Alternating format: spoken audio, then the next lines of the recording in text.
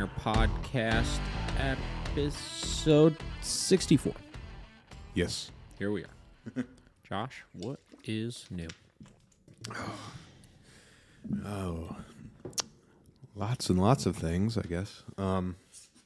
Secured a bunch of contracts this week. Secure the bag. Secured the bag. Secured the bag. Working with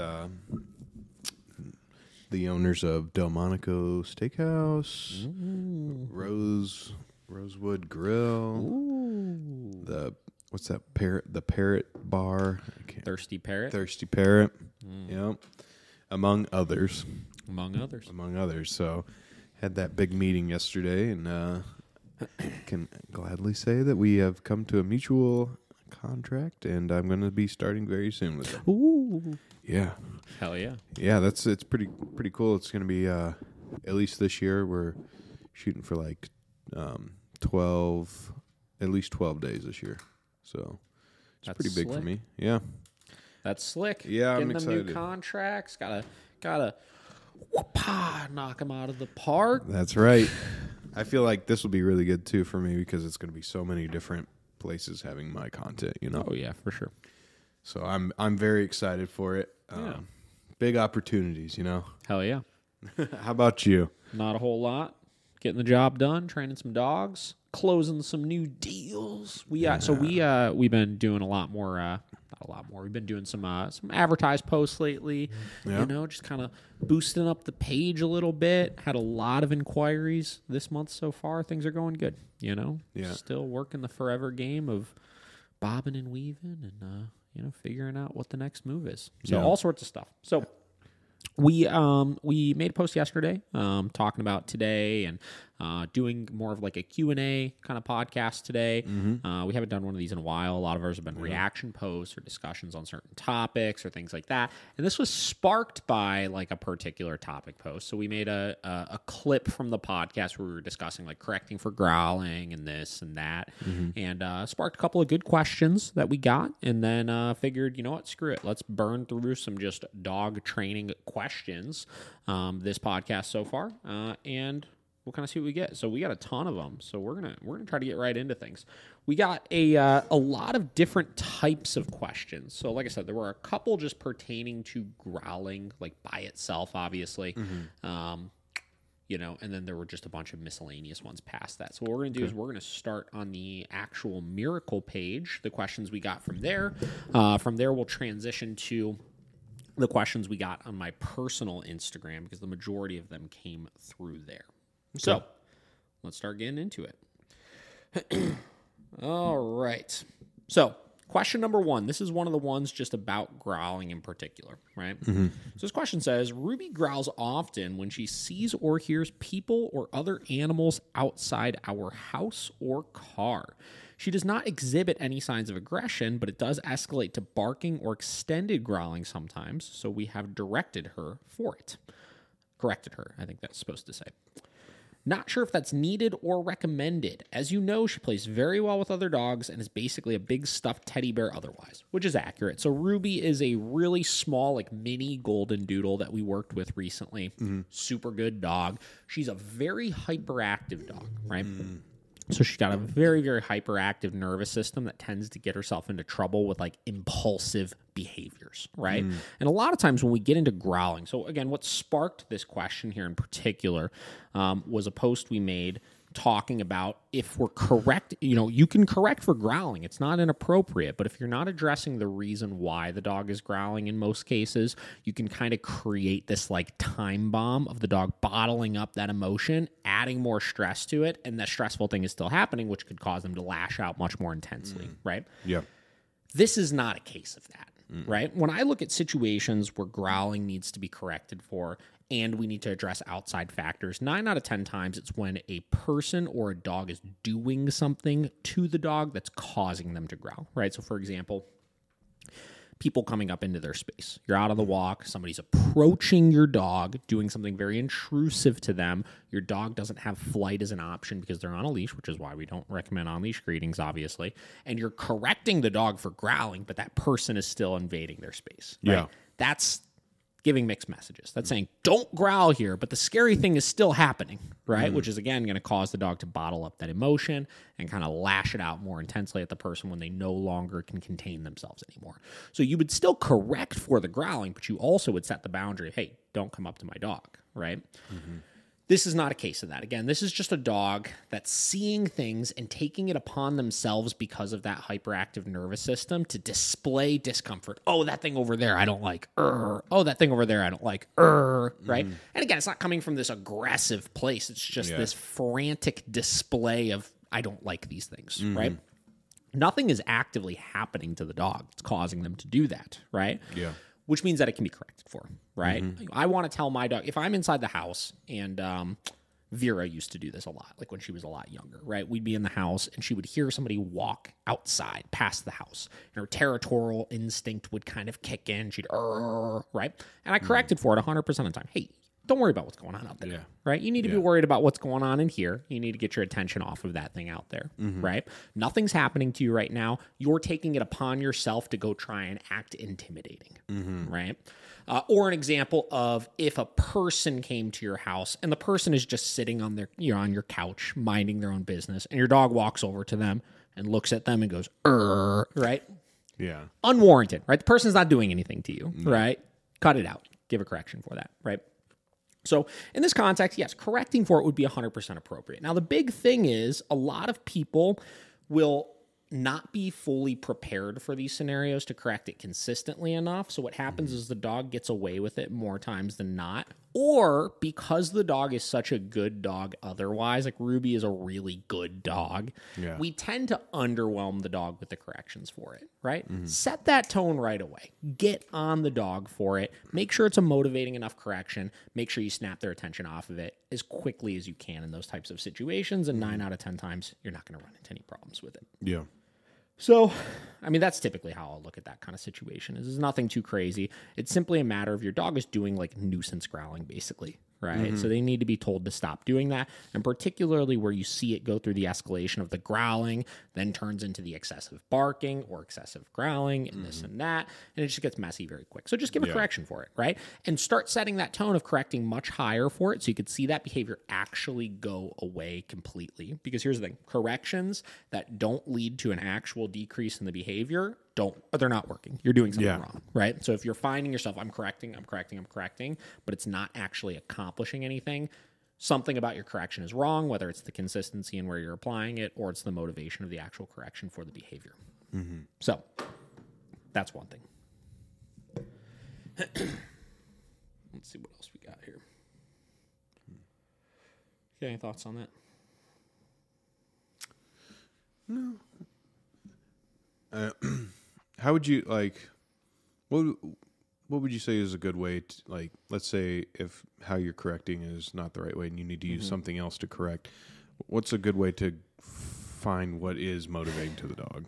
Experiment, right? And that's going to kind of come into play with this next question here, because this is a really good question. Oh, perfect. Right? So, and I actually didn't even read the whole thing, obviously. I just saw the beginning of the question, which leads me to think that this is going to be appropriate, right? Okay. All right, here's another question. Is there ever a time we can or should correct the dog for getting hyper fixated on something? My dog stays in her heel position, but once she notices a trigger, usually another dog on leash, she gets hyper focused on that. She basically forces her own energy level to go up to the point of huffing and puffing, snorting, and everything short of a true outburst. Wasn't sure how to work through it. So this is a good question, because this kind of goes hand in hand with the type of there's a lot of variables to this, but the type of correction that you need to use to work through some of these types of issues, right? So historically, we use e-collars for most of this type of stuff. It's typically the easiest form of correction you could apply for certain behaviors, right? And listen, for 99% of things, it's a very appropriate form of correction and is very effective in correcting for most of these behavioral issues, right? Now, typically when we're working with dog reactivity, I tell people you can't be too worried about the fixation as long as the dog is still being compliant, right? So let's use this dog for an example, right? This is a dog that used to be extremely dog reactive, right? Like uncontrollably dog reactive, like on side of other things, right? And she's hit a point where she now, like I see them at the park all the time, right? Yeah. She passes other dogs fine, right? She doesn't lunge or lose control of her or anything like that. You know, she's good, right? Like for 9 out of 10 people's standards, she is good, right? The problem is, right? The owner, he's a little bit of a perfectionist, which is great, right? Yeah. I condone that. I'm that way myself. I always want to be looking at how can I take this to the next level, right? How can I improve on these issues better, et cetera, et cetera. And he wants to get her to a point where she's just totally neutral to other dogs. And let's clarify a couple things. This dog in particular, not dog aggressive. She socializes fine with other dogs, right? This dog has some issues with people, but it's very manageable. He could have her around his guests and stuff like that. He has a particular way of introducing her, and she's making a lot of progress with that as well, right? No problem. Yeah. But out on the walk, just the restraint of the situation and the frustration involved in some of these higher pressure situations, she just gets very distracted, right? And again, she's totally compliant. She'll listen. She'll do all the things, right? But she's distracted. And this kind of goes into the question that he asked, which is, can you correct for that fixation? Short answer, yes, you can. But long answer is the type of correction becomes even more important in this situation, right? When we look at e-collars, right, or we look at prong collars, or we look at any sort of correction device we may be using that essentially like adds stimulation to decrease a behavior, it's very difficult to implement that type of correction to decrease arousal, right? You could use that correction to communicate a boundary, but 9 out of 10 times, or with most dogs, it's not going to do that much to inherently by itself decrease the arousal, right? It will, as a byproduct, decrease the arousal as the dog gets more under control around other dogs, but it doesn't decrease the arousal by itself, right? So you could take a dog that's super reactive, and I could correct them for reacting if I asked them to sit and they didn't sit or something, and I'll get them to sit, but they'll still be stimulated. From there, it's kind of the dog's job to work through those emotions on their own as they're staying focused and keeping one ear turned to me to get used to, okay, the dog is there, but I'm not doing anything, right? And I'm chilling out, and okay, this really isn't that bad, and I can calm myself down, right? Because I know I can't take it to this level of excitement, you know what I mean? And they kind of start to regulate themselves on their own and take that energy level down, right? And what we've seen with his dog is she's done quite a bit of that, right? She's decreased in arousal, right? To the point where she's not lunging, she's not rehearsing these behaviors, but she'll still get a little huffy puffy, right? She'll still get a little, there's a dog over there. What are you doing? You know, kind of tough guy mentality, you know? So when I look at the goal there at that point, the problem is there's not necessarily a clear thing to correct for, right? Which is why I shy away from applying more corrections in these situations. And 9 out of 10 times I say, just ride that out for a while, right? See if it continues to get better on its own, which, you know, he's done, and it's gotten a little bit better, but he still wants to see it a little better at that point, right? From there, I look at implementing a tool that truly decreases arousal to correct for not breaking fixation, right? And you got to be careful with this because it's a gray area of where you're applying the correction, right? So first and foremost, let's look at the tools that could actually decrease arousal, right? So your 2 forms of aversives that you could use are like physically aversive things that add stimulation, e-collars, prong collars, choke chains, stuff like that, or kind of like psychological aversives, right? Or I always say things that scare the dog, right? Typically, once you create fear, right, arousal comes down with it, which is why these tools can be very effective for more high aroused behavioral issues like dog reactivity in particular, right? Your bonkers, your pet correctors, in some cases with very psychologically sensitive dog, like squirt bottles and stuff too, because those don't create any pain, but that burst of air is like, whoa, holy shit, what was that, you know? Those tools can be very effective in actually breaking that last bit of fixation if you want to play that gamble of kind of trying to get it just a little bit better. And I'll give you an example, 2 examples of dogs we've done it with recently, right? So one in particular, actually, I could give you 3 examples of dogs we've done it with recently, right? And again, trigger warning. We're going to talk about bonkers here, guys. Trigger warning, right? So Hank the Rottweiler, who we talked about it 4 or 5 episodes ago, who sparked all the controversy on our page, this, that, blah, blah, blah. Super, super jacked up, highly aroused Rottweiler. E-collar corrections completely ineffective when he would get into this state of arousal. He would just lose his marbles. You could fry him on an e-collar all day, and it did absolutely nothing to decrease that behavior, right? We incorporated a bonker with him for the reacting, and it literally fixed the problem. Like, I'm not just talking kind of fixed the problem and now he's good with us. Like, it's been what? Like a month and a half, 2 months, maybe longer since we incorporated the bonker with him. I saw his owner literally yesterday. She brought him to daycare. Ran into her when she was picking him up. I was like, hey, how's Hank doing? She's like, great. I was like, you having any issues? She's like, nope. I was like, literally, like, so you're taking him for walks and stuff and like going through Lakewood Park, which was like something she could never do before. She's like, yup.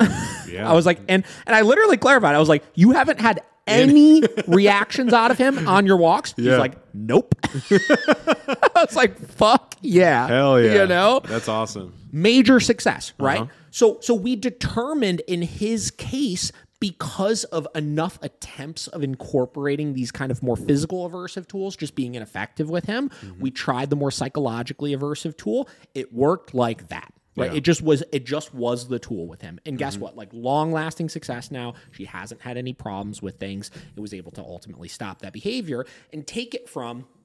We kind of got him to a point before that with an e-collar where he wasn't as good as this dog that we're talking about now. Yeah. But we got him to a place where he would hold us down around dogs, right? And he would like do pretty good with it, you know? But it was like 75-25 of like 75% of the time he would hold us down, but just be like whining and vocalizing and this and that, you know what I mean? And just be really stimulated still. And 25% of the time he would just lose it and just go full bananas, you know? And this was the tool that took it the rest of the way there. This is what really fixed the remainder of that problem, right? Another dog that was an example of this, right? So there is this dog, Earl, that we've been working with that was very similar to Hank, right? Except he's a Frenchie. He's like this big as opposed to a giant Rottweiler. Okay. Earl had like debilitating dog reactivity as well. Like probably worse than Hank, just in a smaller package, you know, from the standpoint of just would lose his freaking marbles and just lunge and scream and backflip at the end of the leash and just go absolutely bananas, right? Yeah. Same deal. E-collar got him like maybe like 65-35 of the way there. You know what I mean? Like we got him a lot better, right? But when he would lose his mind, it was just 100% ineffective. It was just adding more stimulation and it was like ramping up his behavior, right? Yeah. We incorporated the bonker into things. And this one, you know, this was after Hank. This was very shortly after Hank. And because of how much controversy the bonker stirred up, like these people were like, and they're so nice, right? But these people were like very hesitant. They're like, oh, like, do we have to do that, this, that? I was like, listen, I'm not going to tell you what to do. Like, you got to be comfortable with whatever it is that we're ultimately doing. Yeah. But it's just a towel. You know what I mean? Like, it's literally just a towel, right? Yeah. So finally, they were like, okay, all right, we're going to give it a go. We did 2 sessions with him with the bonker. Literally, second session, we were walking all around Lakewood Park. Nothing. Literally couldn't get any reactions on him. You know what I mean? Like fixed it like that. You know what I mean? And in his case, this goes kind of to the point of them. Session 1, we just corrected with the bonker for the explosions, right? So for actually like getting out of position and making the mistake. But we got him over the course of that first week in between session 1 and session 2 to the point where they literally said, there was no reacting. You know what I mean? Like he would maintain position fine. He wouldn't get out of position, but he would still vocalize quite a bit. Yeah. Right? And he's pretty loud with this vocalization. It's a dramatic, like, Frenchy scream. Oh, yeah. You know? Right? Yeah. So they were like, you know, we'd really like to try to get that under control, right? So we went in, and secondary criteria was to break the last bit of that fixation and stop the actual vocalization. Decrease the arousal, more or less, basically what this guy is explaining, right? Same deal. We incorporated the bonker. The second, even if he didn't make the mistake, the second we started noticing the arousal hit a point where it was past just, I'm a little bit excited, that's where we gave the bonk for it. Same deal. pretty much solved that problem. Yeah. Right? Now, we'll see in like a week or so, what the long-term track record of success is with that dog, because we just did that session recently with him. Yeah. But it seems on trajectory with where Hank was at with things, where this should totally get past the problem. Yeah. You know what I mean? Third case, the most extreme example of this that I have recent. This was just last weekend, right? We have a dog, Tigger, we've been working with recently, or I should say Matt's been working with recently, and Matt's done a phenomenal job with him. He's done like 6 or 7 sessions with this dog, right? Okay. Doing training, basic obedience. Tigger has pretty freaking serious human aggression issues, right? He's been muzzled for all of his sessions, and he has this like switch that he flicks where like if you try to take him away from the owners or do something he doesn't like he goes full on batshit bananas crazy, right? Okay. Like trying to attack the shit out of you. Like, he's a little guy. He's like a one of those really slender, small pocket pitties, like just jacked beyond belief, but like really skinny, Yep. So whatever. So do these sessions. Matt's like, hey, like, I'd like for you to just step in on this, give a secondary opinion. Like he's making improvements with it, but like correcting for the aggressing on me is like doing nothing at this point. It's like ramping him up, this, that.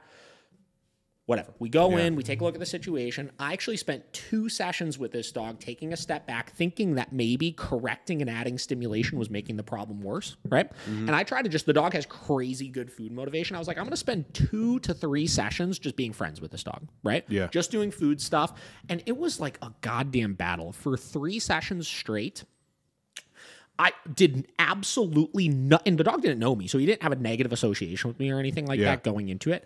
I spent 3 sessions with this dog just giving him food, basically, right? That's it. I'm literally not doing anything. I'm just feeding you food through your muzzle. And he was pumped. He was eating the food. Yeah. But he would go through these spurts where like he'd eat the food for like 3 minutes, then he'd attack the fuck out of me for like 3 minutes after that. Oh, you know what I mean? Okay. Then he'd take the food again, then he'd attack the fuck out of me. And it was like, and it wasn't unpredictable. Like there was the same trigger every single time. It was anytime like he kind of got over it and wanted to go check back in with mom, and then I needed to even apply the teeniest, tiniest bit of leash pressure, he would just turn and just launch. Like it was crazy. You know? So we hit a point where instead of seeing it decrease as I was giving him food and motivating him and stuff, I was actually seeing a huge increase in the behavior. So over the course of those 3 sessions, it went from like me having like small bursts of aggression and like prolonged bursts of him taking food from me. It was prolonged, more intense bursts of attacking me and shorter periods of him taking the food from me. Like it was pretty insane actually, right? Huh. So we kind of sat down, we had a conversation. I was like, listen, like we got to try something. Cause clearly I thought removing the corrections for the aggressive behavior would have helped him just open up a little bit more with me and kind of de-stress a little bit. And we saw the exact opposite approach with that. Right. So I was like, we got to add a correction in with this. But unfortunately, as Matt's experienced so far, the e-collar correction is adding too much stimulation. It's not doing any good. I was like, I want to try a bonker with him.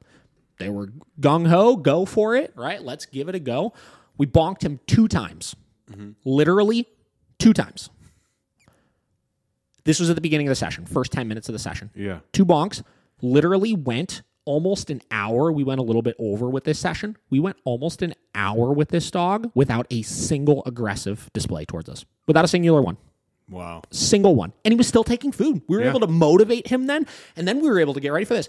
Counter condition him to his actual triggers where we would have the owner pet him and then we would use the leash pressure to pull him away from the owner and then we would reward when he did that. So we started creating an association with that was positive, but we were able to do that because we inhibited the aggressive response. Yeah. It was insane. That's crazy. I mean, it was so, you know what I mean? It's one of those things where it's like, I know how this stuff works, and like, here's the thing, like as a trainer, I've talked about this before. We're kind of getting derailed and off topic a little bit here. Long story short, to Riley, the guy that asked me this question, yes, you could try to correct for that display, but I would look for a tool that decreases arousal. So this may be a dog you may want to look into trying a bonker with, right? To help get her the last of the way over the hurdle, you know? And obviously, if you want to do that, we can help you do that. I know this stuff works. Like as trainers, we have all these different tools in our toolbox, right? And we have to know the mechanics of how to implement them properly. We have to know the science of things. We have to know how to attach corrections to behaviors. We have to assess what the dog is motivated by and not motivated by, et cetera, et cetera, et cetera, et cetera, et cetera, right? But once you find that right mixture of things, because that's really what it's all about, is what's the correct recipe of these things with these dogs. We know all these methods are tried and true and work. It's just a matter of figuring out what the right recipe is for the individual dog, particularly when you're working with like serious behavioral issues. But to this day, when we see those massive breakthroughs like that, it's like, it's still never going to not be the coolest thing. Did I say that right? It's never going to not be the coolest thing to me. Yeah. Yes. Like, it's, you know what I mean? Like, watching that happen, and especially after I suffered basically like 3 hours just taking a pummeling from this dog. Yeah. Like, dude, this dog was beating the shit out of me. At one point, I think it was like session 2, I kind of blocked him trying to attack me with my arm, and he hit me like right in the funny bone, you know? And for the rest of the day, my elbow was like numb from it. Oh, God. You know what I mean? Like, I took a beating from this freaking dog, and so did Matt, you know? Like, we both took beatings from this dog. And this is where it never will not blow my mind about the fucking people out there who are like, you're abusing animals. This dog abused me. You know what I mean? Like, are you kidding me? Like, he was abusing me. Like, for I don't understand. You know, like, I don't understand where the problem is. Like, like, this dog just literally tried to kill me for like 3 sessions straight, right? And you're gonna get mad that I threw a fucking towel at him? Are you kidding? And it worked. Yeah. It worked. Unbelievable, right? Yeah. But those are just 3 recent examples of incorporating the bonker in as a tool. And I've said this before to fucking all those people that were commenting on our page, like, and they were going on the people that commented on our page, like our fans or clients or whatever. They're like, do you know they incorporate these methods, blah, blah, blah. Every single one of these people, we did it right in front of the owner. You know what I mean? We're literally not hiding anything. Yeah. Right? And guess what? Yes, I'm throwing a towel at the dog with the attempt of hitting the dog with the towel to decrease their arousal and stop their dangerous behavior. Yeah. Right? Like, yes, that is what we're doing. Right? Like, saying it again. You know what's funny? So John Trains Dogs, that guy that was like starting all the controversy.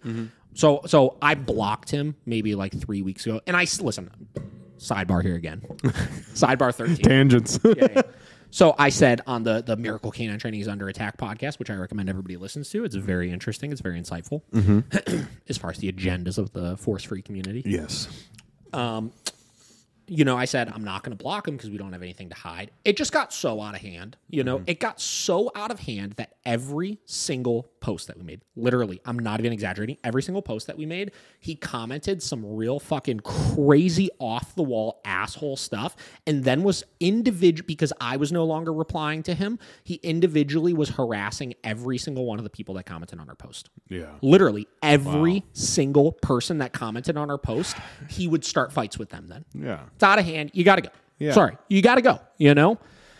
Whatever. This is funny. Okay. Let me breathe. Hold on. Where is it? Hang on. How do you literally just Have that much time on your hands? Yeah, exactly. I don't know. Okay, look at this. Johnny Bags, he made a new profile the other day so he could start trying to comment on our shit again. Oh, my God. Are you kidding me? Jesus. He made a new profile. Yeah. Unbelievable. Yeah. Unbelievable. So immediately blocked again. Like, come on, bro. Like, what? I don't get it. No, this dude's got some mental problems. He's psycho. All right, we're going to pause for a second. All right, we're back. Okay, we're going to move on to the next question, even though that was the longest, most tangent answer to the question ever. It was a 20-minute tangent. I like it. 20-minute tangent. All right, on to the next here. So we got a question from Gibson. Gibson is a dog that is currently going through private lessons with, I believe, Michelle, if I'm not mistaken. So whatever. So Gibson reposted that this was cool. They were practicing place and watching the David the Dog Trainer vlog for pointers. Oh, that was okay. Yeah, cool. I'm pumped with it, right? Oh, yeah. So whatever. Said, thank you. Let me know if there's anything you ever want to hear about. She said, actually, there is. My Wime is 1 year old, and he's still so damn mouthy when he gets excited. Any tips on how to stop that would be very appreciated. Ooh, Josh, would you like to take the reins on this one? No. Why not? I don't know. You know the answer to this. Get out of here. What? Come on. Let's test your dog training abilities. What? Dog's getting mouthy when he's excited. What do we do?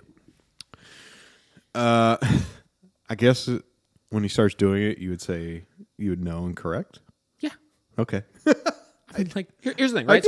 So short answer, correct the dog for being mouthy. Yeah. Right? The dog needs to realize being mouthy is not fun, right? Yeah. Really straightforward, right?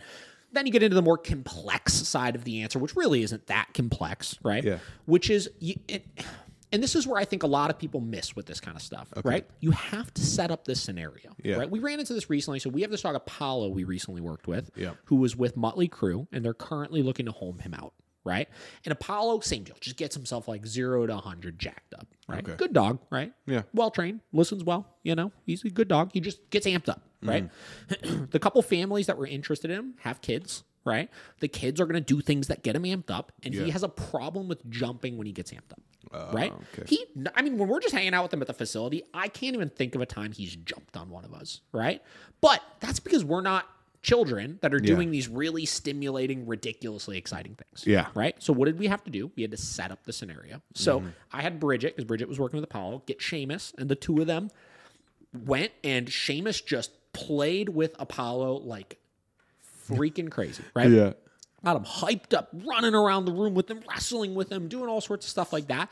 And we got him to jump a couple of times so that we can correct for it at a really firm level and set that tone of, even when this really exciting things is happening, four have to stay on the floor, right? Yeah. We can sometimes make excuses for our dogs. This is something that I realized very early on, because my parents get my dogs really excited, right?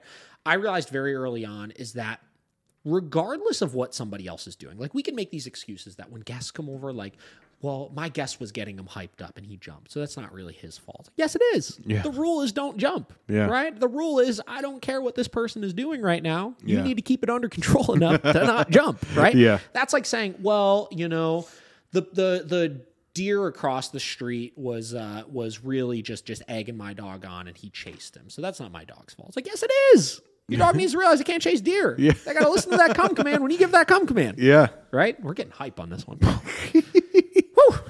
All right. So set up the scenario, right? So when your dog gets excited, right? Pick in your head the top 2 or 3 places that your dog gets excited and starts getting mouthy. Do those things with your dog. Get your dog super jacked up. And the second that mouth goes on your hand, no, boom. High level, right? Real high level for it. Nip it in the butt, right? Squash that behavioral issue. Set up the scenario again until the dog is no longer being mouthy. Yeah. Right? That way, by setting it up, you're not caught off guard. You're in a position to correct it. And you could simulate that every day for like 5 or 6 days so that you just completely do away with it. Yeah. Right? That's it. It's really as simple as that. So you got to eliminate kind of, if this is what's going on, the excuse in your head of like, well, he's just excited. He's just 1 year old. He's young. He'll grow out of it. This, that. No. We got to get it under control now. Yeah. Right? We get him excited. We teach him when he's excited that he doesn't bite or he doesn't jump in Apollo's case. And then you're past the problem. Yeah. And then you move forward. Boom. Pin drop over there. Pen drop.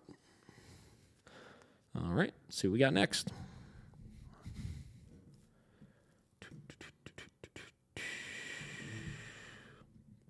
This is a good one. All right. How to move on after a dog fight and trust your dog moving forward. Ooh, that is a good one. That's a tough one. This is a good one, right? So, like, because this is one of those, like, it'll bring the energy level down a little bit. Let's get down to serious mode here now, right? All right. Dog fights, right? Or dog bites, right? Or whatever, right? Depending on the scenario, what you're struggling with, can be ridiculously traumatic to people, especially bad ones, right? Yeah. Dog, like, listen, we talked about this on the fighting dog episode, right? We've talked about this plenty of times before. I myself have experienced really, really gnarly dog fights before, right? Like big time injuries, emergency vet visits, blood dripping all over your floor, like holy shit, these dogs are going to kill each other, like gnarly dog fights, right? And it is terrifying beyond belief. I totally get it, right? Yeah. I will never discredit that to anybody, and especially people that have experienced it that don't have the knowledge of animals that I do, right? It is going to be very, very hard for you to be able to psychologically get past. Oh, yeah. Right? Especially if it's with dogs in your own house. Yep. Right? What I've always tried to do in these situations, right, is first and foremost, we could paint a picture of our dogs in our head, or of dogs in general in our head, as these sweet, loving, caring creatures that they just want to give kisses and cuddle on the couch and do this and do that. And though all those things may be true, right? They are at their core animals, right? And what do animals do? They fight, right? Mm-hmm. And what does fighting look like in the animal kingdom? It doesn't look pretty. No. Right? It does not. No. Right? So even though some of these scenarios you may have experienced with your dog look from a human standpoint that doesn't have a lot of knowledge of the animal kingdom, though it may look to us like that's not even my dog. That's not my dog, right? Yeah. It's only because we do not have the respect for the animal that the dog is. You know what I mean? And it's very important, if we're going to move past these types of incidents, that we immediately shift our perception of dogs in general, and particularly our dogs, from the sweet, loving, wouldn't ever hurt a fly to their animals. Yeah. And these things are normal to animals. Fighting is normal to animals. Competition is normal to animals. Hierarchy is normal to animals, right? And if we don't have a respect for that and a deep humility to how little we know about that kind of stuff, we will continuously put our dogs in situations where things like this will happen. Yeah. Right? So that's the human side of things, is you have to shift your expectation, right? Or your association of your dog to that, right? To this will always be possible with my dogs. Every single one of my dogs, even little idiot Waffles, right? Have the potential, under the right circumstances, to seriously injure another dog or seriously injure a person. Mm-hmm. Every single dog that you will ever meet, that potential is within them. It is biologically ingrained into them, right? So you have to have the respect for that first, right? From there, you learn your individual dog, right? And you learn what each individual dog's tolerance to all of these types of things are. Because yes, though they all have the potential for that to be the case, not all of them are going to have the same intensity with it, right? And that's up to us to learn our individual dog and figure out what things they could tolerate and what things they can't tolerate, right? Mm-hmm. From there, we put in place safety protocols in any situation where the tolerance to those things may be lower than others, right? We understand that it's okay for our dog not to be involved in every single aspect of our life, right? And we make sure that if we're socializing our dog with a person or with another dog, period, that we only ever do it if we're in a position to set our dog up for success and ensure nothing bad will happen. Whether that means the safety protocols and tools we put into place, whether that is the situations that we just incorporate the dog in the first place. Like I talk about this all the time. Family coming over, friends coming over, things like that. Almost 95% of the time, I don't have my dogs out. I just don't, I don't see a reason to have my dog in every single social scenario that I'm going to be a part of, particularly ones that involve me like eating or drinking or hanging out or being distracted and not having my attention on them, right? From there, if it's an inter-household issue, which this case is not, I know this case in particular, this is not an inter-household issue, right? Okay. But if it's an inter-household issue, you use the safety protocols and the tools that are going to empower you the most. That's it, Well, Eddie and Brody, the fighting dogs we talked about recently, right? Yep. We have instructed her to, even though the dogs can be off muzzle and they've been good with each other, we have instructed her to use the muzzles as long as she absolutely feels like she has to, right? Because if any owner is going to go through these spikes of like, things are really good and things are really bad and things are really good and things are really bad, you have to level yourself out emotionally before you start to kind of find balance with the dogs with those types of things, right? Yeah. So long story short, you have to just go into animals respecting the potential of all of the animals. That's it. Yeah. And there's really not much more to it, and over time, as you regain trust in the dog by having them be successful, by having you understand them better, by feeling like you can communicate with them better, by setting better boundaries with them, by respecting their capabilities better, the trust will come. Yep. But sometimes in some people's cases, incidents, right? Aggression displays, things like that are just big time reality checks that the things you were doing before with your dog were wrong.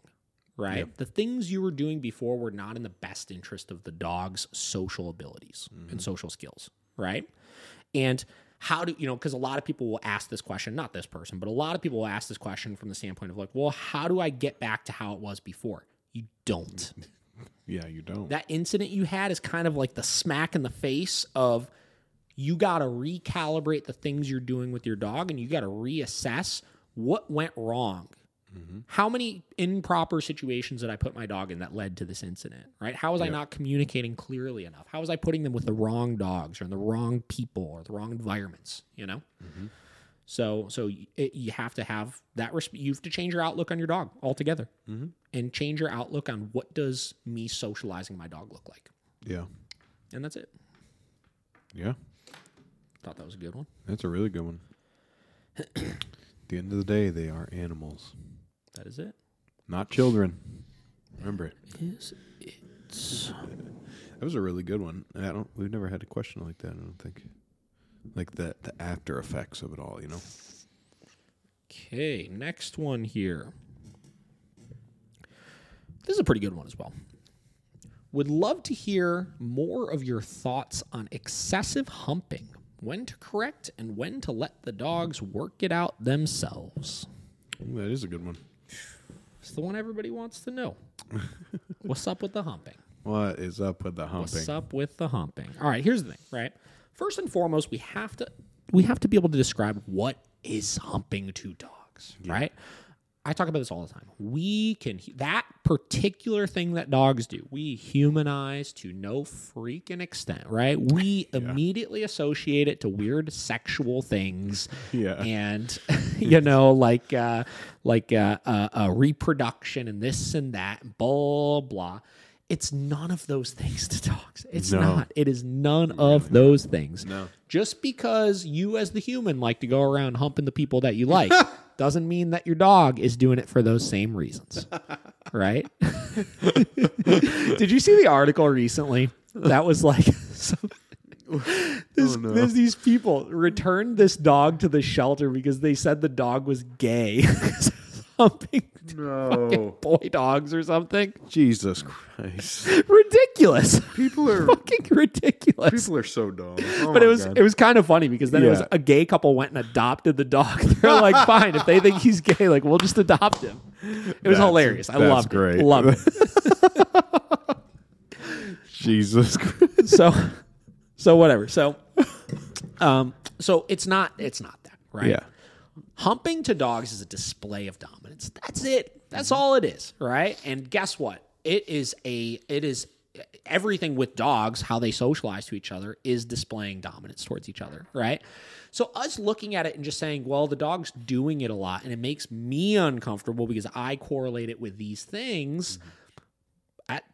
It's just a bad mentality to have, right? Yeah. There is very few times that I would say that I have to go in and step in and correct excessive humping, right? There's never a time, right, that I would say that this has to be corrected, right? And we've even described like, well, some people will ask, well, if my dog's humping the other dog and the other dog gets pissed off about it and attacks my dog, like I need to stop my dog from humping that dog. It's like, no. Again, that's not a problem with your dog. That's a problem with the other dog for having an irrational response to the humping, right? So you're looking at the wrong dog, right? Yeah. So here's the thing. Forget humping. Let's talk about just play in general with dogs, right? And all of the different things dogs will do when they're playing. Jumping, running, chasing, biting, humping, this, that, right? All of those things can be quote unquote excessive to an extent in the human's mind, right? We're just looking at one particular one. Yep. So is there ever an appropriate time to step in and correct for it? Yes, but it would not be for the purpose of letting the socialization be better. That would not be the purpose of it. If they're humping each other, like that's them interacting fine with you. There's not a problem with that, right? But if I am just getting annoyed that the dogs are playing and being too disruptive, you could step in and correct for it. Yeah. For example, I don't let my dogs roughhouse in the house, right? I don't let them zip around and treat my living room like a jungle gym and jump all over each other and run and play and bite and this and that, right? I just don't want that in my house, right? It has absolutely nothing to do with me thinking it's inappropriate interaction. It just has to do with it's inappropriate in this place. Yeah. Right? So I step in and correct for that, right? Same deal. If you're working from home and your dogs are humping the shit out of each other while you're trying to do a Zoom call and it's being disruptive to you, you can correct for it. But outside of that, let your dogs interact and let them do what they want to do. And when they figure it out with each other, they'll stop. Yeah. You know? The problem is we look at humping as its separate thing as opposed to it's a part of all the rest of it. You know what I mean? Mm-hmm. So that's it. Yeah. Need to watch some Brandon Fouché for that. Fouché. He'll tell you all about it. He'll let you know. It's a good question. Why is food motivation so important? I mean, food drive is an amazing thing. I want to calibrate for a second how I want to answer this question because there's multiple layers to this question. Yeah. You know? Peeling the layers of the food drive onion. Hang on. Talk about something. I got to write a couple minutes down here.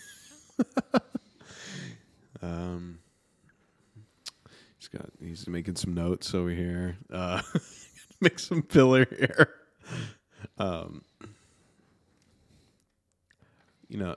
guess a quick note on the humping thing is that it's not always just the male dogs either. It's dude, Vera is a fucking humper. I was gonna say Vera. she don't play games. No games. So it's like, especially like sexually, that's not how it works for dogs. So it's not a sexual thing. No. It is dominance. All right. So we're going to get to this food drive question. So I've got like 3 particular reasons why food drive or food motivation is important. All right. Right? It was almost there. Okay. Good. First and foremost, you have the health side of things. Forget training. Throw training out the window for a minute, right? Dogs that have a healthy food drive or a healthy food motivation goes hand in hand with their dietary needs, right? Dogs or animals in general are not intended to just eat and regulate how full they are and, be inconsistent with all that kind of stuff, right? Yeah. Dogs are intended to have a constant motivation for food because they're scavengers, right? They eat as much as they can when it's available, right? So that they could survive until the next round of food is available, meal, right? That's what they're created for, right? So by it freely being accessible at all times, we're going against nature as a whole because they're going to gorge themselves. They're not designed to ration it out and be like, oh, I'm full right now. I'll just wait until the next meal. Oh, I'm full right now. I'll wait until the next meal, right? They overeat 9 out of 10 times, right? Which totally throws off their feeding schedule because they gorge themselves. Then they're so unbelievably full that they're lazy, they're irritable, right? They have horrible bowel movements because of it. They skip their next meal, which is unnatural for dogs, and then they gorge themselves again. And it's just everything gets thrown out of whack from it. Yeah. They get overweight, obviously, and you have all sorts of health issues that are involved in that, right? If we could keep our dogs' food motivation up and we could get them consistently eating an appropriate amount of food, leaving them feeling slightly hungry for the next one so they eat a consistent amount of food, I could completely control the dietary needs of the dog, right? And I can make sure I control their weight. I control the health issues that come with it. I can control joint issues later on because by keeping them at an appropriate weight, obviously you run less of a risk of those types of things, et cetera, et cetera, et cetera, right? It's unhealthy for your dog not to have food motivation. That's not what they're designed for, right? Yeah. And again, I've seen personally a direct correlation between dogs that are free-fed and not on an appropriate diet and their behavioral issues, right? I use the example all the time. If you want to humanize things, if you ate until you were so unbelievably fucking stuffed and you just ate a bunch of garbage all the time and stuff like that, you are not going to be a fun person to be around. No, you're right? Uncomfortable. Like I'm not going to be a fun person to be around at that point. I'm going to be, there's studies in humans of like obviously obesity and stuff like that, leading to higher depression levels, worse health conditions, things like that. Right? So from a dietary standpoint, food drive is so important for the health and well-being of the dog, right? Then you get into the next step of things, going to training, right? the learning process, right? One of the biggest arguments of the force-free community is that positive-only training, right, or the use of the use of positive reinforcement in training is a much stronger motivation than negative reinforcement or than your other types of aversives that you may use, right? Which I completely agree with. When I get a board and train in, right, that out of the box has really, really great food drive, right? I can get everything taught with them in, I'm not even exaggerating, typically half the time it takes me with dogs that don't have the food drive, right? Yeah.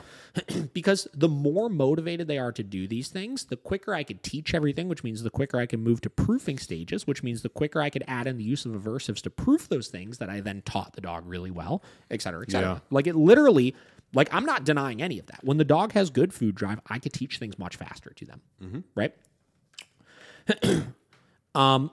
Then you get into the third side of things, which is the enrichment side of things, right? So what is enrichment? Enrichment is providing mental stimulation to dogs, right? Enrichment is providing a healthy outlet for the dog to enjoy what they're doing, et cetera, et cetera, et cetera.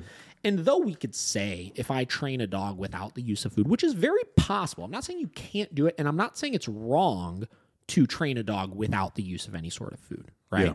I would say that it's wrong to train a dog without the use of any food if the dog has good food motivation, because that's unnecessary, right? I could do it in a much more gentle manner, and I could do it while keeping the dog's energy level much higher, obviously, right? But there's something to be said about the more the dog enjoys the training, the more the human enjoys the training, the more we do the training altogether, right? Yeah. Again, direct correlations between our clients that are very successful with their dogs and go out and do a lot of things with their dogs typically have dogs that have a lot of motivation, right? It's fun. We want our dogs to be happy, right? We want our dogs to enjoy the things that they're doing, right? And if they have food motivation, that's going to be much more fulfilling to them. That's going to be much more fulfilling to us to see it. You know what I mean?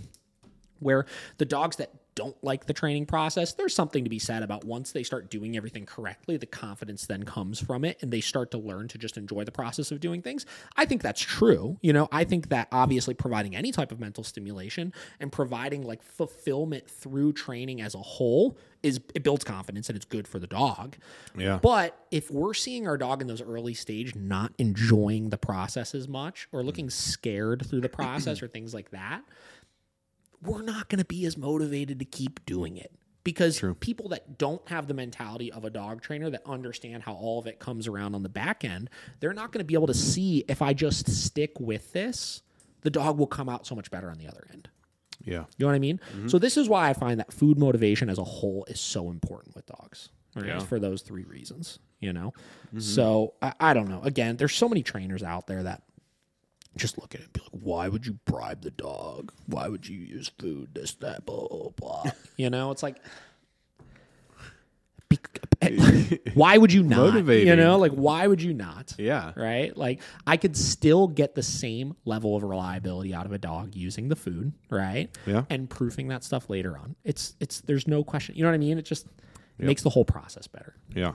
So that's how I look at that. Yeah. Let's say, here's a human example. You need to move. You need to get your buddies to help you. How do you get your buddies to help you move? Pizza and beer. Pizza and beer. Motivation. Highly motivated. Yeah. Because no one likes moving, but man, they like pizza and beer. That's hilarious. I don't know, man. It's like, and then, you know, I've made this correlation also before, right? Look at the things in your life that you have to do, and then look at the things in your life that you want to do. Yeah. Right? So for a lot of people, going to work, right? Not speeding, right? Whatever, things like that, right? If you don't necessarily want to do it, but you have to do it, there's going to be much more of a risk of you looking for opportunities to get away with not doing it. Yeah. You know what I mean? Now look at things that you want to do, right? Yeah. So when I was playing guitar, I wanted to come home and practice my guitar for 3 hours a day, Yeah. right? If I was learning a new skill, right? Here's a stupid example, right? I bought a new Lego set that I really want to set up, Okay. right? I'm excited to do that, Yeah. right? there's absolutely no reason why I have to do that, but I want to do that. Yeah. Entertainment, watching TV, right? New show just came out you really want to watch, right? Yeah. Are you going to be looking for reasons to not do that thing? Probably not. Yeah. You're just going to do it because you know the direct correlation between doing that thing and the reinforcement behind doing that thing. Yeah. You know what I mean? Mm-hmm.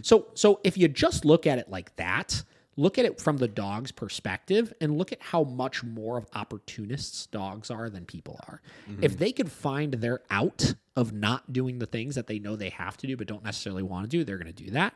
But if there's something in it for them, plus they realize they have to do it, it's a totally different ballgame of reliability. Yeah. You know? Oh, yeah. So, food drive. That's it. It was good. Good answers. I like that.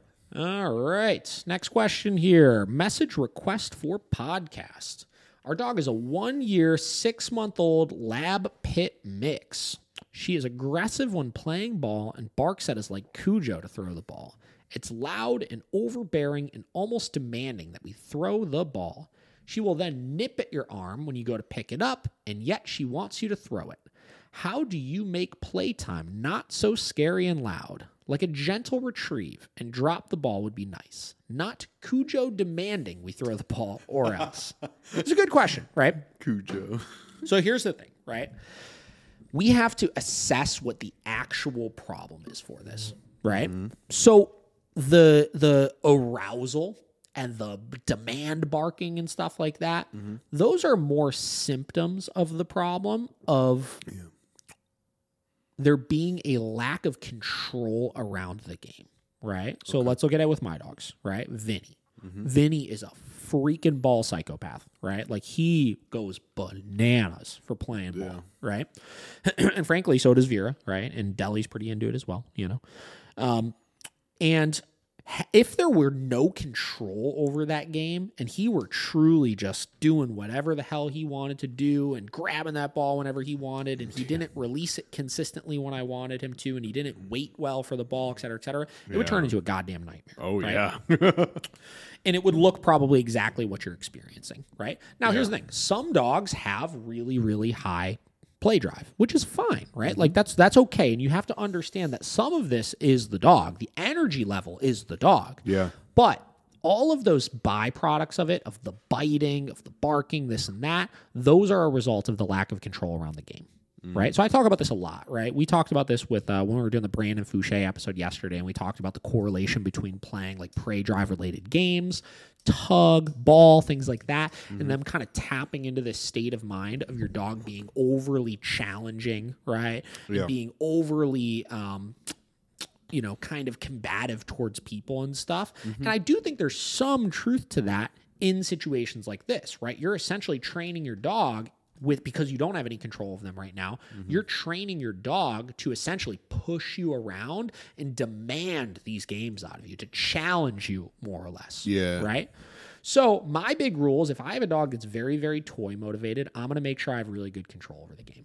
Right? So I know with Vinny that first and foremost, the ball itself does not create all of this excitement, right? Or I should say all of this uncontrollable excitement, because it does create a little bit of excitement, him seeing it, but he knows unless we start the game, it doesn't mean anything, right? So I know with him, first and foremost, I can put him into a down state and bounce that ball around all over the place and throw it and this and that, and I have control over him still. I can get him to hold that position in that case, right? Yeah.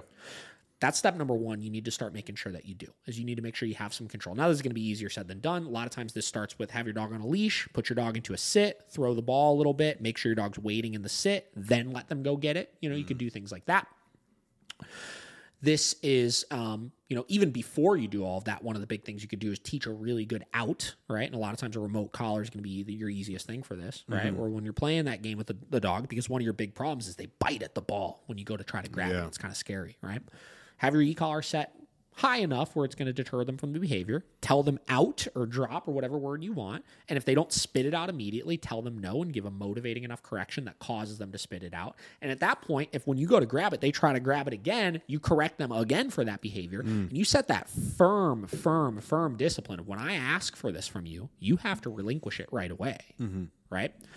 Now, some people are going to give me shit because there's ways to teach an out in a less forceful, combative method. But when we're dealing with dogs that are like really, really out of control, sometimes for some people, especially if I'm not working with you like professionally, sometimes it's easier just to get it under control first. Let's just get it under control and make this game less scary for you. You know. So that's one thing you could do is teach. Yeah, that's what I would do first. I would teach that out. I would get that out really, really good first with the dog, right? From there, assess the energy level. Assess how out of control the dog still sees. But I would guess just by doing that, you're going to see a huge decrease in things, and the dog will not be doing as much of the barking and stuff. Yeah. Right? From there, depending on your level of training, that's when you would start adding in a down or a sit and having your dog wait while you throw the ball before they can go retrieve it, just to add a little more control into that game. Yeah. From there, once you've checked the box that you could do all of those individual things, then it's really just a matter of just play the game. Play the game. And know that if you need to, you could disengage your dog like that. It's really straightforward.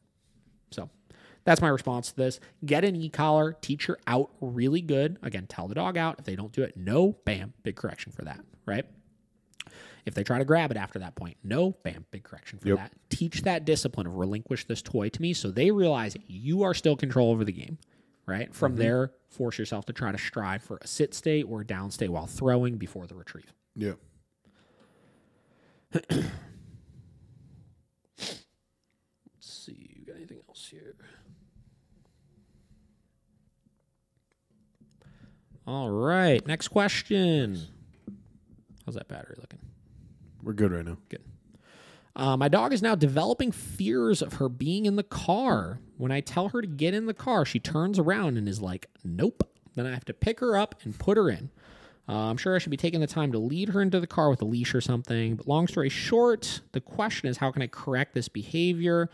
She now starts panting, and then she shakes in fear the entire way to the destination. I take her to the car at least 2 times a week minimum, and have always brought her in the car since she was little. I'm not sure why she somehow just developed this fear in the last 2 weeks. Thoughts and advice is welcome. This is a good question, and the positive about this question is I literally did a one-on-one lesson in the home of somebody last night that we filmed and will be live today on YouTube with the exact same issue. Oh, look at that. Literally to a T. Other dog in the house passed away. Dog started developing these weird phobias. They just a month ago moved into a new house. Now the dog will not willingly go up and down stairs and will not get into the car on her own, and has started developing ridiculous anxiety in the car. Right? Yep. So how did we work through it? Really straightforward. We made things less optional, right? The problem is, as a human, when we see our dog start getting scared of something, our immediate go-to is console, help, reinforce, make positive, et cetera, right? Yep. And what happens is, if our dog's at the top of the stairs and we're like, it's okay, come on, please, come here, this, that, right? We immediately put it in the dog's head, make a choice. Do you want to come down the stairs and do something scary? Or would you rather stay safe and go somewhere else? And they fight that conflict in their mind of like, I don't know what to do. I know you really want me to come down, but I'm so scared to do it, but I'd rather do this, so I'm going to try to do that. And when I do that, you get mad at me, and then it creates more conflict and this and that, and it just cycles, right? And because it's optional, they immediately just go in their head like, this is the scariest thing in the world. So what did we do to solve it? Stare issue. Eliminate all verbal commands. Put a leash on the dog, walk the dog up and down the stairs. That's it. We did it. We probably went up and down those stairs 10 times, right? Cakewalk. Literally, by the end of it, we took the leash off. The dog would just follow us up and down the stairs, right? We made it non-optional. I know you can go up the stairs. I know you were just scared to do it. I'm just going to make it non-optional for you to do it, right? And once she did it a couple times, 4 or 5 times, she kind of put the brakes on with the owner one time, and they just worked her through it as opposed to like coaxing her to do it. She was like, all right, I got to do this. It's not that bad. Yeah. And they're fine. She's just going up and down the stairs, right? It was like immediate. Like we just like fixed it, you know? Then the car issue, right? She was like, the same deal in the car. So we went outside. First thing we focused on is making it non-optional. She said, my dog, I try to get the dog in the car. She gets scared, says nope, and then takes off and goes the other way, right? That's an option, right? Yeah. The dog is learning they can now act on their fear in association of this thing and go do something else. Yeah. Right? What did we do? We put a leash on the dog. Pull her in. We just walked the dog to the car, and we made the dog get in the car. Yep. Right? Did that a couple times. By the end of it, it was pretty cool. And this was kind of, the dog is, I guess, per what she told me, the dog has, not this, the person that asked the question, but the lesson we did, the dog has never gotten in the car on her own. Never. Really? She's always been needed to pick up, right? They just started noticing the anxiety get worse with it, right? Yeah. By the end of it, I just walked up to the car. I didn't even apply any pressure, and she just got in the car. She went in right on her own, right? Yeah. First time she was ever able to do that without any sort of help or anything. It was really Awesome. cool, right? Yeah. Now, this dog still has a little bit of work to do with getting in the car because since she's so awkward about it, in their car, it's like one of those like really small compact hatchbacks where the back door like only opens like so much. So you gotta like weasel her way in. It was really awkward for her. She would like kind of like lunge herself up and then like kick her legs up. And it was really awkward for her, but she did it. And she did it successfully 4 times in a row by the end of it on her own completely, right? Yeah. So we talk about why is the anxiety now getting worse? Because the dog has learned in the last 2 weeks, in the person that asked the questions case, because the dog has learned in the last 2 weeks that they now can choose if they want to get in the car or not, and that acting on the scary things and trying to get away from the scary thing is now more reinforcing than getting into the car. Yeah.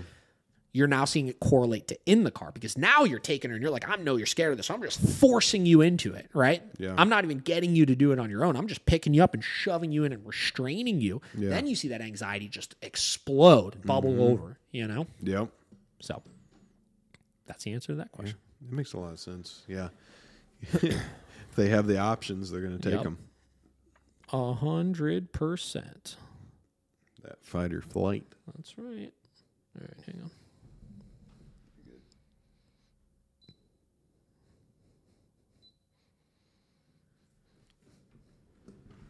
I think we might have one more.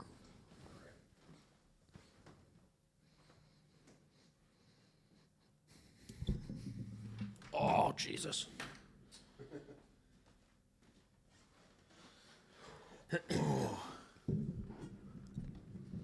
Yeah, last one here. All right. This is good. We got a lot of questions for this. Yeah, we did. Good ones, too. Ones we've never had.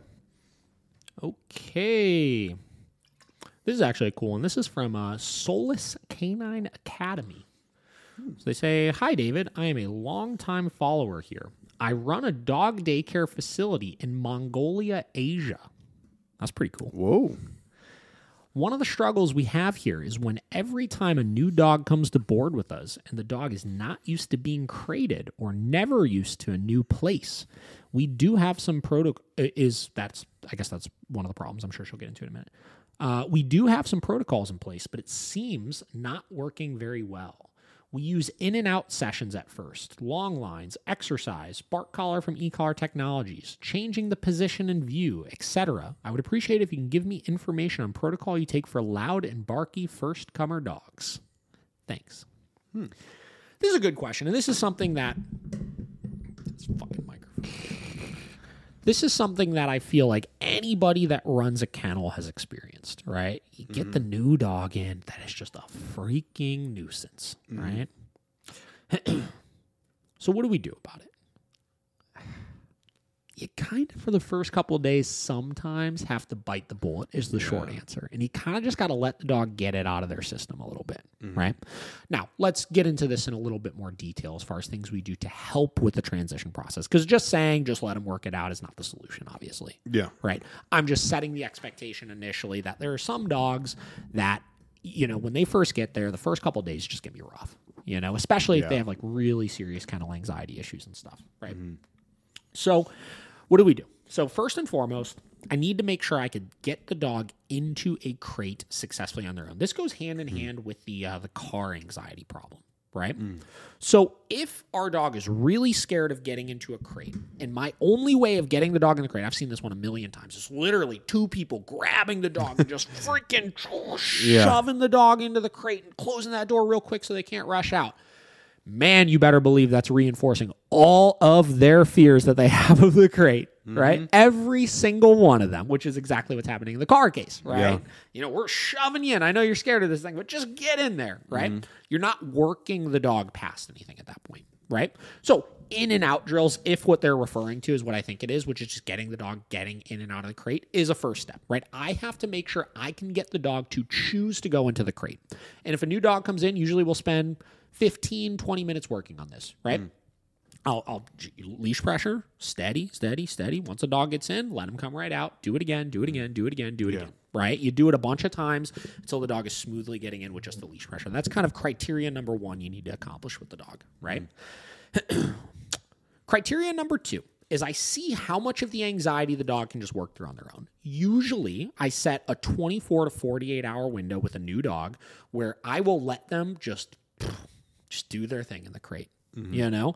And during that time, obviously, I'll be providing mental stimulation in other forms, walks, training sessions, things like that, obviously, like they discussed that they're already doing. And I don't jump right to the bark collar, right? Or the e-collar or whatever it may be. Not that I think it's 100% wrong to jump right into that. There are some cases that you can do it and it will work, right?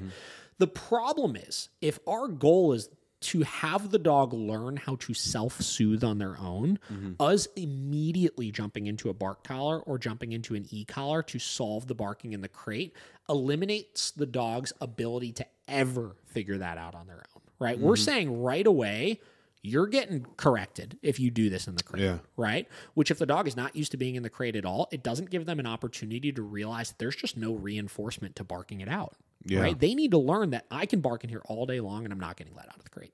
That's it, right? Yeah. Again, jumping right into corrections, it skips that step. And it goes, I'm just not barking because I'm going to get corrected if I bark, but I haven't learned how to do this on my own, you know? And over time, they'll kind of figure that out. But in the short term, if it's just a dog in for a week for boarding, they're not going to figure it out. It's going to keep the dog in a state of stress, right? Yeah. From there, if I need to start applying corrections for it, which there are plenty of dogs that you need to, I don't correct for the vocalization initially, right? There's a lot of trainers out there that just preach. This goes back to one of the first questions we had, which was decreasing arousal, right? And certain tools being used to decrease the arousal, right? Okay. When you get into e-collars and bark collars, though they can quiet the dog a little bit as the dog learns, like persistent, deliberate barking is a boundary that we're setting. Whining and things like that are much more difficult for the dog to understand or getting corrected. And frankly, when you get into a lot of it being very subconscious, the dog is just like leaking and vocalizing without even really realizing they're doing it. And then they're just getting corrected and they don't know what's going on. And then they stop, but they stop not because they're making the correlation between the correction and the whining. They're just stopping because it's like, I don't know what to do. I'm just going to stop for a minute, you know, and it just becomes very confusing for the dog, right? Yeah. So if I need to add corrections in, first thing I do is I pick one or two very deliberate things the dog may be doing. Typically, my go-to is scratching at the crate door, biting at the crate door, or digging in the crate. Those are three things the dog can very, very easily realize that they can't do, right? They're very easy boundaries that can address kind of the symptom, which is the noise, right? Yeah. If we teach them to take it down a couple notches, because you can't do that, a lot of times they'll revert to other calming related things like laying down, taking a nap, stuff like that, right? From there, I try to set boundaries with them realizing that the crate door is not the only thing that's holding them in the crate, right? So what I'll do is I'll start working, call them crate stays, right? Okay. I'll go up to the crate. This is once we've done a little bit of training on the e-collar.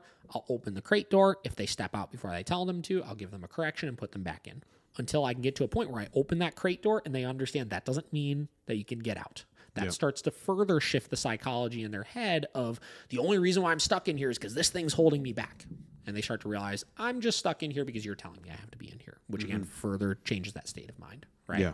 Then over time, you start to see this get better. And again, with board and trains, we'll typically see, because it's a more prolonged period, they can go through that whole cycle and we can implement all those techniques to the point where they start to chill out a little bit.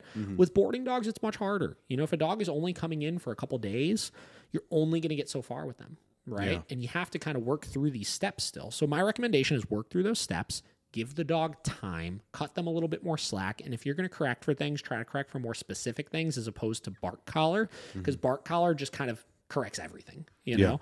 And long term, if we've done all those things and there's still a problem with like noisiness in the crate and stuff, I will implement a bark collar, you know? But it's not as much of a go-to for me as it used to be because of all of those other steps that we'll implement along the way. Yep. It's a good one. That's really cool though. From where was it? Mongolia, Asia. Wow. That's pretty cool. Pretty slick. What do you think? I think it was good. I think it was as well. Yeah. Those were really good questions. I think this is one of my favorite Q&As, honestly. Yeah. Yeah, we got a bunch of good ones. Yep. So, all right. That's it. Hope you guys like this. A lot of good questions in this. Keep sending them, and we will keep answering them. until next time, Yep. we'll see you. Have a good day.